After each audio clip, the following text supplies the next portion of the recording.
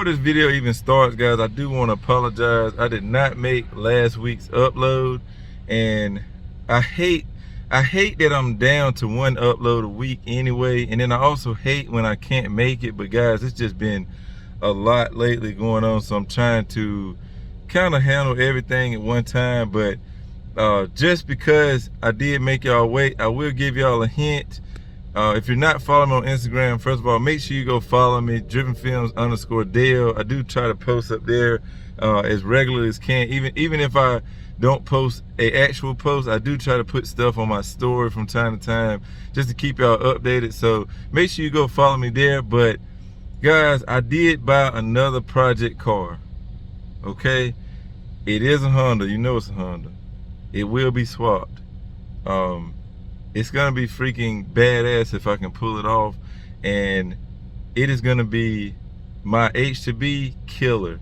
So it's gonna be faster than my H2B was, and yeah, might be turbo, who knows. But that being said, I just wanted to let y'all know I will be doing a reveal video on that sometime here in the near future. I don't know if I want to show it to y'all just yet, because we do got some L20V stuff that I need to do first. But yeah, with that being said, I'm not going to talk forever. I know I talk a lot, so yeah, let's just jump into the van video. I hope y'all enjoyed. Catch y'all later.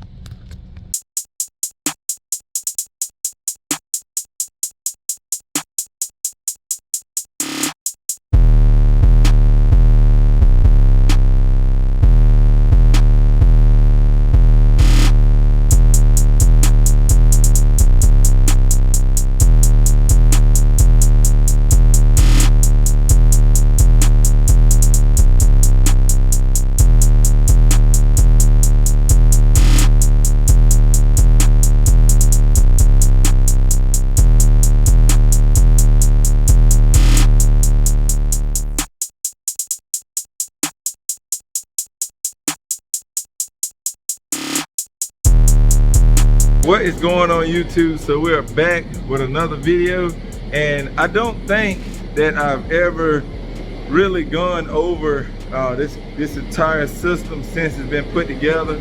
Let me cut this heat off.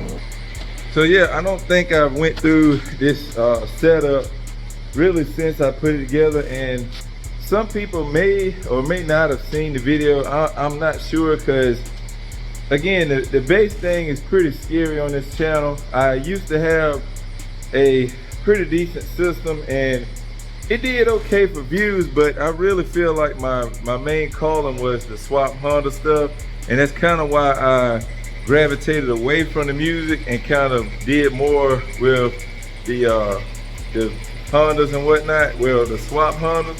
But guys, to be real, man, the channel is just doing what it's doing. So for now, I kind of wanted to do something that I felt like I would enjoy right now. I have kind of been trying to make stuff that I know people would enjoy looking at, but this time, man, the van is kind of going the way I want it to go.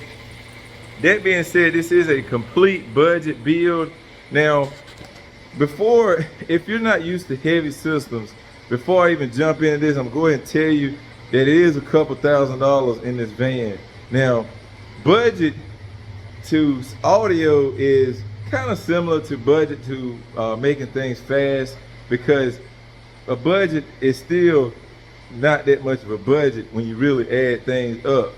But I am going to run through everything that's in here, and I'm going to try to get a few demo videos of it planned. I don't know how that's going to work out. I just want to tell you, man, like a while back I was planning, and I did have a neighbor come and tell me that they could hear from like 2 houses down. So I don't know how this is going. I got it in the shop. I got it facing the opposite way, so I'm hoping like the bass will be trying to travel that way, which is kind of more towards woods. The neighbors are back the other way toward the door. So the shop is thin as hell, so it really just makes it that much louder, I think, because it vibrates the entire building. But I'm gonna try to get a few clips in for y'all. But anyway, let's start, man. Up front. So up front, we are running a Brand X 320 amp small case alternator. I apologize for the hot wires, having all that oil or whatever that stuff is on it. When I first did the install of the alternator, I was trying to run these wires under the power steering pump, and this power steering pump does leak a little bit, so that's how I got dirty. And I've been meaning to wipe them down, but I haven't gotten around to it.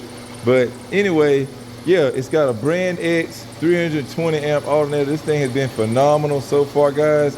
The only thing I need to fix is the belt is a regular like AutoZone O'Reilly belt, and I have it pretty much as tight as I can get it, but the alternator, man, with this, the alternator pulley is like literally like this big, guys, so you need like a great gripping belt for it not to slip. So when I first started in the mornings or afternoon when I get off work, it does squeal for a few minutes.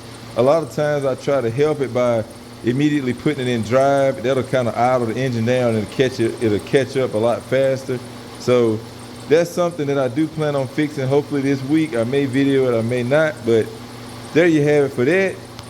Next, we got the Sky High Car Audio electrical wiring here. This is all 1/0, and I only have one run going from the front to the back. I don't have 2-3 runs like some people do. I didn't have any issues with the HHR, and I'm not having any issues. I'm actually getting a lot better voltage with this setup than I was with the HHR. So yeah, I don't plan on doing all those extra runs and stuff. This one that you see here going right here, that's just a ground, and the other one is a positive that goes all the way to the lithium battery in the back. So right here, this little thing is what they call a breaker. I opted for that because I'm hoping if I ever have an issue as far as like something shorting out, it'll just kick the breaker and I don't have to buy another fuse. So that's kind of why I went with that route.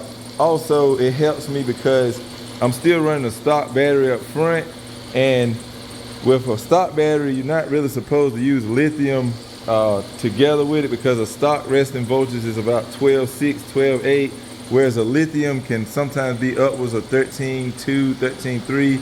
So it'll kind of drain the lithium with the stock battery. But only, a lot of people tell me only over extended periods of sit time. So if I know I'm not gonna drive it 2 days in a row, I will just click the breaker off. That'll completely disconnect the lithium battery from everything else in the car. And yeah, the stock battery will just sit and it'll be fine. So yeah, that's kind of what we got going on up front. Inside, guys, we are running pretty much my go-to setup for any of my cars. One, I do not care for TVs like that, like especially if it's an SQ or some type of audio bill. I just don't care for TVs. I feel like just the simple decks like this have more control over the EQs, especially when you get the ones with all the parameters in it. And it's just, I don't know, just simple, man. I did break a expensive Pioneer unit in my HHR with that wall I had. So since then I kind of stay away from those type of units just because I know the vibration and stuff can mess things up. So we got the basic Pioneer. You can get these from Walmart, wherever, for pretty cheap. So we got that running it. We also have this knob right here, which is called a PC1. This is essentially a universal bass knob, and I always like to get these because this actually turns the music completely off in the subs. So if you turn this all the way down, it's basically like you only have highs, you don't have any like subwoofer stuff.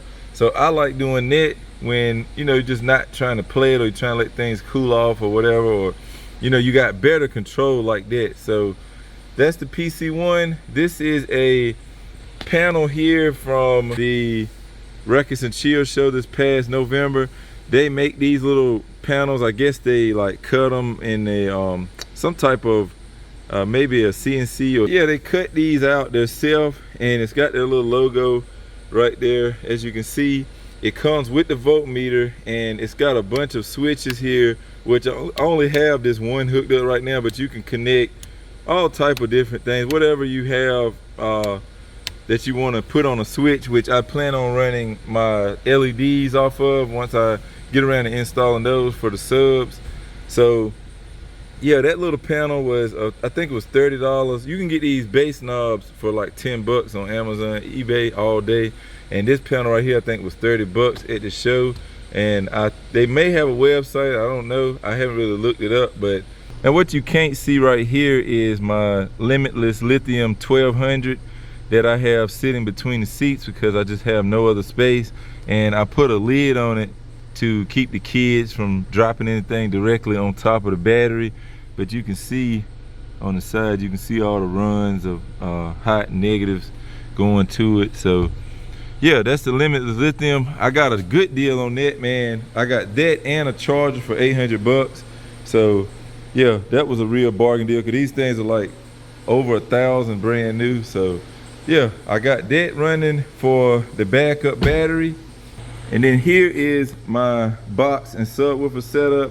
The box is built by my homeboy at B3 Designs, BJ or William Hines. He did the box for me, which is also the same guy that I've always got any custom box made from. So whether it was my wall, or if some of y'all might remember, I had a CRV before, a blue CRV. I did do 2 SCAR 12s in that. He did the box for that as well. If I could find a picture, I'll put it up on screen. But yeah, he's always been my go-to guy for boxes. So he did the box, and then we are running 4 RI Audio 15s. This is a eBay, Amazon brand subwoofer. I don't even know if it's on Amazon, but I know it's an eBay brand. I got to put the name of the company that makes them on screen because I can't remember, but I feel like it was like cheapcaraudio.com or something like that. These things, guys, are posted for the ones I bought, which are the dual 2s. They're posted for $200, $199 a piece. They want, the thing says that they normally want $330 a piece for them, but I got these for 200 bucks a piece. They're still like that right now if you go look at them. And they also have dual 1-ohms for $179 a piece, which is freaking ridiculous. This is a 1,000 RMS sub and a 2,000 watt max. And there is a guy on YouTube that actually put over 3,000 watts to one, and it took it not for a long period of time, but he did burp it and it did not blow. So that's pretty freaking cool. They have a pretty damn good X-Max on them. They have like a 52mm X-Max. So if you divide that up, it's like 26 one way or some shit. It's pretty damn good for a cheap sub. 3-inch voice coil. Yeah, everything is pretty damn good on it.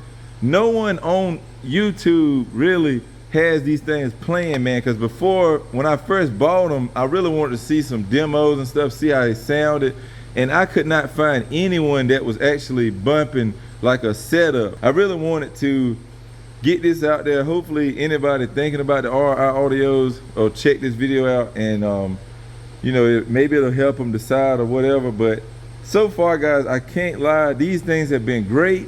I'm supposed to be at 1 ohm. I'm supposed to be wired to 1 ohm, but I don't know if it's box rise or what. It seems like it's trying to be more like 2 ohms or closer to 2 ohms. So with the amp that I have, which the amp is a Teraamp base 15K, that thing is like pushing like no tomorrow. It's not getting hot at all. The subs don't ever get hot. Like I could like feed power and power to it.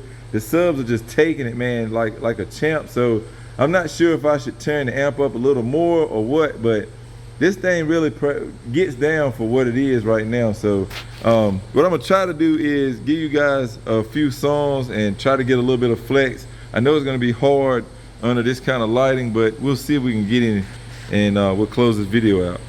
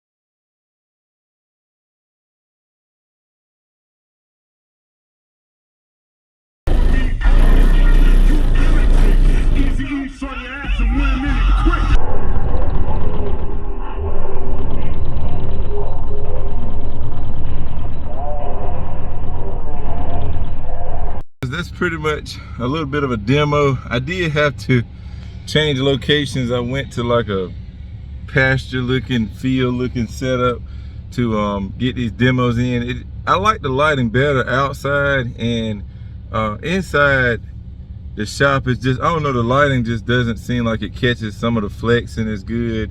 I feel like I'm still in the break-in phase. I don't know, like sometimes some songs, man, I push it a little bit harder than others. So but it's definitely getting down, man, and really I think I'll be okay with it, especially for now, as soon as I can get some highs in this thing, which I do plan on doing before like really any of the summer shows come up. So stay tuned for that. But yeah, guys, I think I'm just gonna wrap this video up here.